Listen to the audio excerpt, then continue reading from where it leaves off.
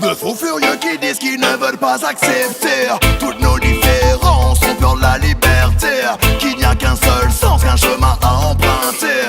Tu n'auras aucune chance si tu ne suis pas leurs idées. Laisse-moi refuser, je reviens pour chanter. Car on doit rester cool si le monde débloque. Viens parler à la foule sans équivoque.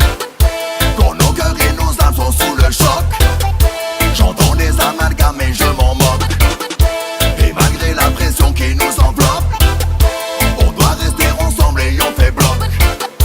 Pour éclairer demain, changeons l'époque. Pour éclairer demain, changeons l'époque. Alors, oui, donc vous faites partie de la génération des 15-20 ans qui vous avez toujours grandi dans un monde avec le sida. Vous avez toujours entendu parler du sida. Donc, vous n'entendez plus rien. On part de ce principe-là, nous. C'est-à-dire que ça fait partie du bruit de fond, c'est ah bon, d'accord, faut faire gaffe, il y a le sida, ah ouais, faut mettre des capotes, d'accord. Je pense que là, ce qu'on essaye de vous rappeler, nous, avec des événements comme Solidaise, c'est que aujourd'hui, dans l'état actuel des choses, le sida est toujours là. C'est un virus. Un virus, par définition, c'est aveugle. Il s'en fout de votre religion, de votre couleur de peau, de votre mode de sexualité. Il n'en a rien à taper. C'est un virus. Le seul moyen de se préserver de ce virus, c'est de mettre des préservatifs. Et on essaie de dire ça sans qu'il y ait de morale derrière, de jugement. C'est juste un fait simple, médical. Voilà. Si vous voulez éviter d'être contaminé et donc de contaminer les autres, il faut mettre des préservatifs. Ça, c'est notre premier axe. Et le deuxième, c'est de dire à vous, donc, les gens de cette génération, mais pas qu'à vous, que le problème du sida, il est global. C'est-à-dire que ça touche à la politique, ça touche à l'économie, ça touche à la sexualité, aux relations humaines, au rapport entre le nord et le sud, entre le sud et le nord, et que donc on est au carrefour de tout. Et qu'en parlant du sida, on parle de l'état actuel du monde. Et quand on vient à Solidaise, un festival comme Solidaise, on entend ce discours. On entend plein de bonne musique, il y a des attractions, c'est la fête, c'est la kermesse, c'est le bordel, c'est joyeux, il fait beau, pour une fois. Mais il se raconte aussi autre chose. Il y a ce village associatif où il y a une centaine d'associations qui viennent témoigner de leur travail sur le terrain tous les jours, et pas seulement autour du sida, de manière plus générale autour de cette notion de solidarité qui, moi, aujourd'hui, à l'âge que j'ai, dans le monde dans lequel on vit, me semble mais capitale. C'est-à-dire que si on renonce à ça, on est mort. Déjà qu'on n'est pas en très bonne forme, la solidarité, c'est le cœur de tout. Donc voilà, on entend parler de toutes ces histoires avec le village associatif, avec les parcours, les Sex in the City, les expositions, les micro-conférences. On essaye de joindre l'utile à l'agréable, c'est-à-dire de faire en sorte que les gens passent un bon moment et qu'ils entendent ce qu'on a à leur dire. Alors on entend beaucoup parler du 0,7 ouais. à Solidaise. Est-ce que vous pourriez nous expliquer ce que c'est et pourquoi c'est si important? Alors le 0,7 c'est 0,7% de la richesse nationale qui normalement était louée à l'aide au développement. Ça c'est une décision qui a été prise il y a 48 ans je crois, par les États d'aujourd'hui de l'Union européenne, enfin des pays riches, pour venir en aide aux pays pauvres ou en voie de développement. 0,7% de la richesse nationale, c'est le taux de la participation de chaque pays. Nous, en France, on est à 0,375%, la moitié, on est à mi-chemin. Et depuis des années, on fait pression, enfin les associations font pression auprès des gouvernements respectifs pour que l'accord initial soit appliqué. Et donc là, on relance un coup de pression auprès du gouvernement Macron pour que cet engagement soit tenu, comme il est tenu déjà en Angleterre, en Allemagne, dans les pays du Nord. Il n'y a pas de raison, quoi. Il n'y a pas de raison, et ce 0,7, il est très symbolique. C'est pour ça qu'on a appelé l'opération Printemps solidaire. Il est très symbolique et représentatif de ce qu'on fait, de l'urgence, pardonnez-moi, je me répète, je radote, non, mais c'est important de l'importance capitale de cette solidarité. On est aujourd'hui dans un monde où tout est lié. C'est-à-dire que le fameux effet papillon, ce qui se passe à l'autre bout de l'Asie ou en bas en Afrique, ça a une incidence, nous, sur nous, comme nous, ce qu'on fait a une incidence directe.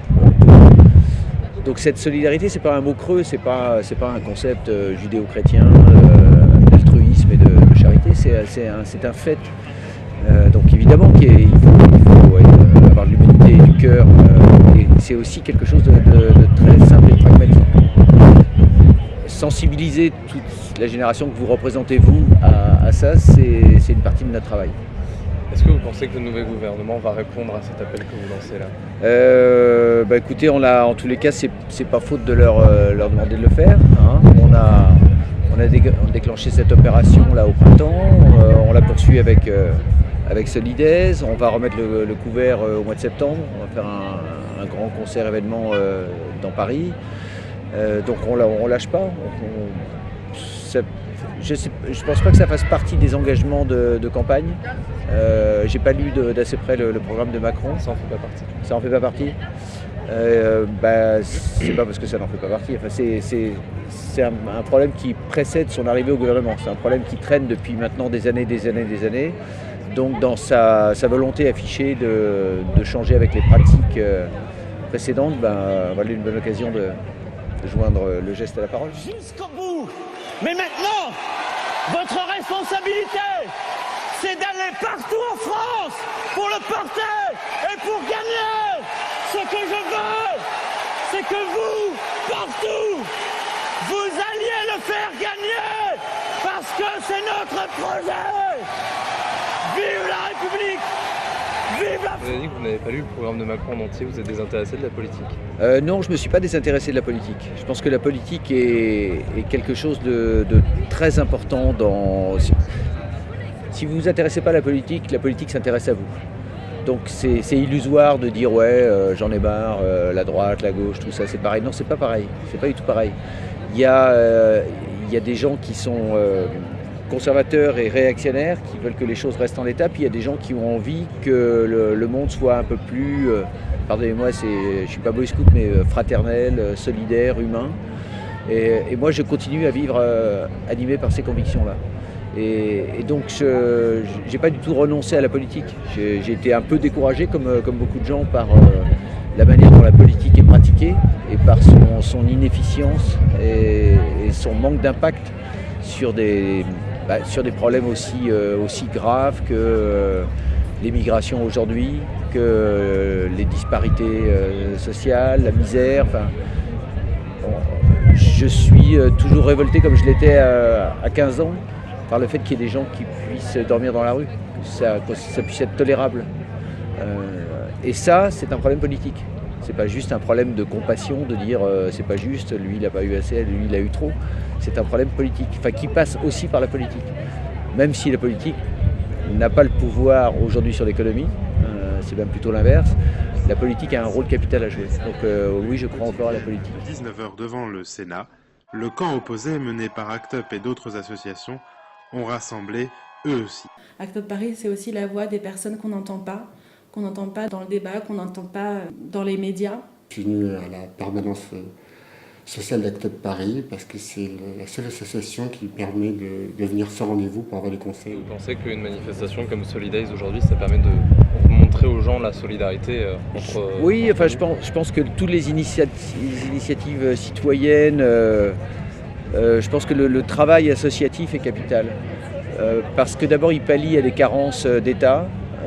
Parce que l'État ne peut pas s'occuper de tout, l'État ne peut pas non plus tout prendre en charge. Et je ne suis pas pour ce type d'État-là. Ouais.